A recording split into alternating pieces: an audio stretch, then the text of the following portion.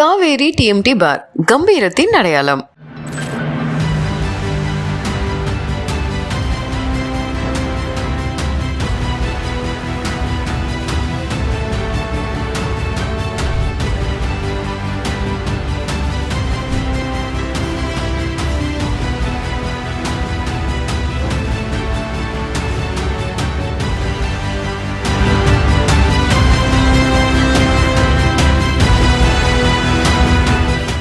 மினமலம் நேர்களுக்கு வணக்கம்.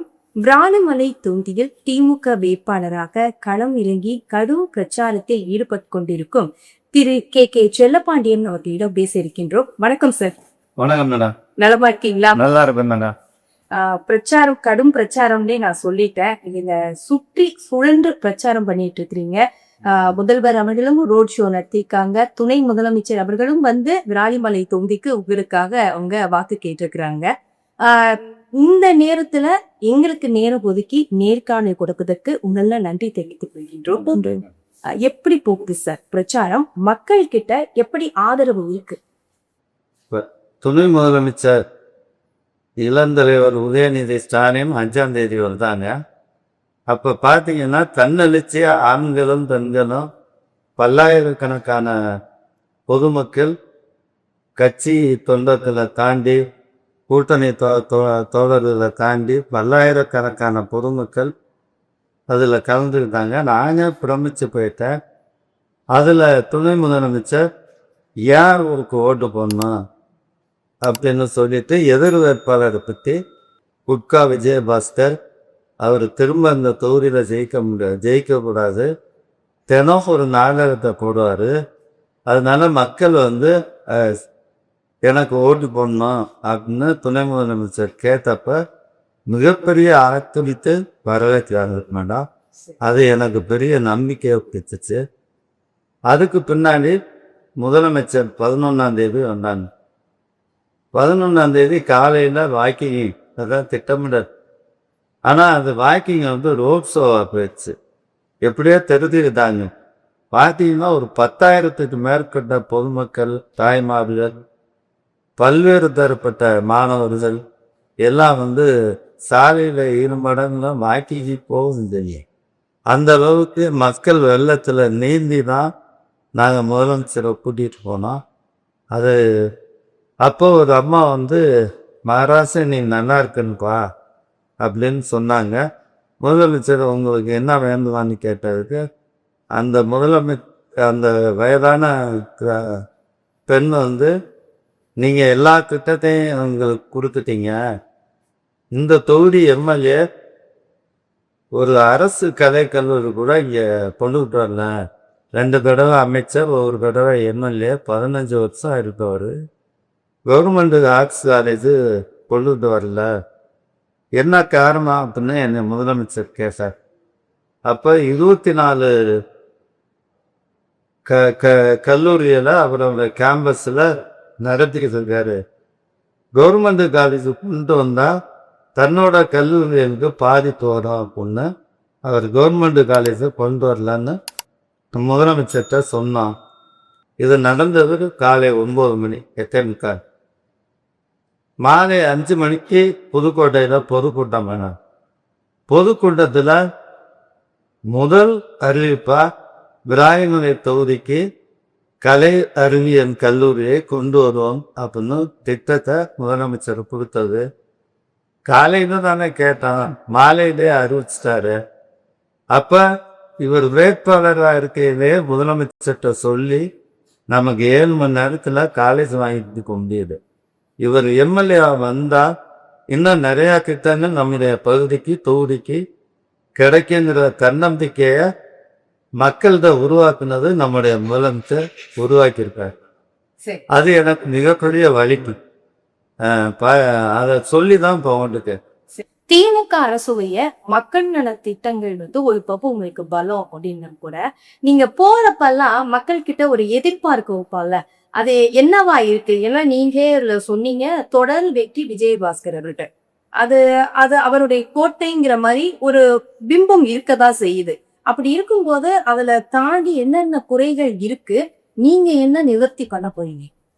நீங்கள் நான் எல்லாரும் ஒரு பிம்பத்தை கட்டமைச்சு வச்சிருக்காரு படம். அவர் வந்து பெரிய வாக்கு வித்தியாசம்லாம் ஜெயிக்கல. முதல் தடவை அவர் ஜெயிச்சது 6000 ஓட்டு. லாஸ்ட் டைம் ஜெயிச்சது 24,000 ஓட்டு. இப்போ அவருக்கு பல தொழில்கள் இருக்கு. அந்த தொகுதிக்குள்ளே பார்த்தீங்கன்னா கரசர் போட்டிருக்காரு. அதில் பார்த்தீங்கன்னா அதிர்வு ஏற்பட்ட அந்த பகுதி மக்களோட ஆட்சேபனை நிறையா இருக்கு. அதே மாதிரி கல்லுடைக்கும் தொழிலாளர்கள் வந்து இன்னைக்கு வாழ்வாதாரத்தை இழந்து எல்லாமே மெஷினரி ஆயிடுச்சு. இவர் ஒரு நாளைக்கு 1000 யூனிட்டுக்கு மேலே வெட்டி எடுத்துட்டு இருக்கார். வழக்கு நிலுவையில் இருக்கு. இருந்தாலும் கூட தொடர்ந்து நடத்திட்டு இருக்கார். விதிமீறல்கள் நிறையா இருக்கு. இது மக்கள்கிட்ட அதிருப்தியை ஏற்படுத்தியிருக்கு. முக்கியமாக வந்து சோலார் யூனிட்டை பொறுத்து இன்னைக்கு 6 மாதம்லாம் வந்து செத்து மடிகிற ஒரு சூழ்நிலை இருக்கு. தொகுதிக்குள்ள 4 சோலார் யூனிட்டும் போட்டுவிட்டார். இப்படி தன்னை தான் அவர் இந்த தொகுதியில் வளர்த்துக்கிட்டார ஒழிய தொகுதி மக்களையோ இல்லை தொகுதிக்கான அடிப்படை வசதிகளை செஞ்சு தொகுதி முன்னேற்றம் அடைவதற்கு அவர் உழைக்கும். தெளிவாக சார், நீங்க வெற்றி பெற்றதும் அங்க போய் உறுதிமொழி இருப்பீங்க இல்லையா? கே செல்லப்பாண்டியன் ஆசியன் நான் அப்படின்னு. இப்போ உங்களுடைய இந்த விராலிமலை தொகுதி மக்களுக்கு என்ன உறுதிமொழி நீங்க கொடுக்க போறீங்க? அந்த மக்களுக்கு என்ன செய்ய போறீங்க? முதல்ல வந்து மேடம், கனவு திட்டம் வந்து ஏழை எளிய மாணவ செல்வங்கள் படிக்கக்கூடிய கல்லூரி அமைக்கப்படும். அதுக்கப்புறம் தொழில் பலங்கள் பெறுக மாணவ நம்ம இளைஞர்கள் தொழில் வாய்ப்பை பெறக்கூடிய சிப்காட் உருவாக்கும். விராலிமலை வந்து தொழிற்சாலைகள் நிறைந்த பகுதி. இப்போ சிப்காட் அமைச்சு ஒரு 25,000 பேருக்கு வேலை வாய்ப்பு கொடுக்கணும்னு அறிவிச்சு. ஜல்லிக்கட்டுக்கு பெயர் போன பகுதி திருநல்லூர். அதில் வந்து ஜல்லிக்கட்டு மைதானம் அமைக்கப்படுற உத்தரவாதத்தை கொடுத்துருந்தோம். நிச்சயம் அதை செய்து கொடுப்போம். முதல் பணியாக அடிப்படை வசதிகள், சாலை வசதிகள், குடிநீர் வசதிகள், மின்விளக்கு வசதிகள், இந்த மாதிரி என்னென்ன அடிப்படை வசதிகள் அதை 1 வருஷத்துக்குள்ள செஞ்சாதான், செஞ்சுட்டு தான் நன்றி சொல்ல போகணும்.